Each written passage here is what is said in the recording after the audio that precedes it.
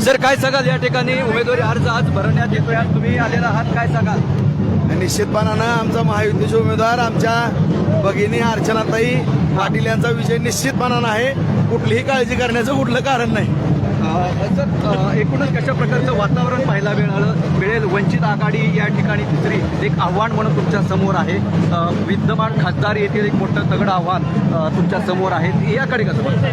मूळ माननीय देशाचे पंतप्रधान नरेंद्र मोदी साहेब यांनी संपूर्ण देशभर केलेला विकास आणि त्यांच्या मार्गदर्शनाखाली आदरणीय शिंदे साहेब, फडणवीस साहेब आणि अजितदादा हे करत असलेलं राज्यामध्ये काम सर्वसामान्य जनतेला, शेतकऱ्यांना, दीनदलितांना, गोरगरिबांना मिळत असलेली मदत, मिळत असलेला न्याय या दृष्टिकोनातूनही मुळात जे आपली देशाची सक्षमपणानं संपूर्ण जगभर एक उंच अशी होत असलेली प्रतिमा, या सर्व गोष्टीकडे भारत देशातील जनता पाहते आणि त्यामुळं माननीय नरेंद्र मोदी साहेबांना तिसऱ्यांदा पंतप्रधान करण्याकरता या ठिकाणी अर्चनाताई पाटील ह्या प्रचंड मताने या ठिकाणी निवडून येणार आहेत. त्यामध्ये कुठलीही अडचण असणार नाही.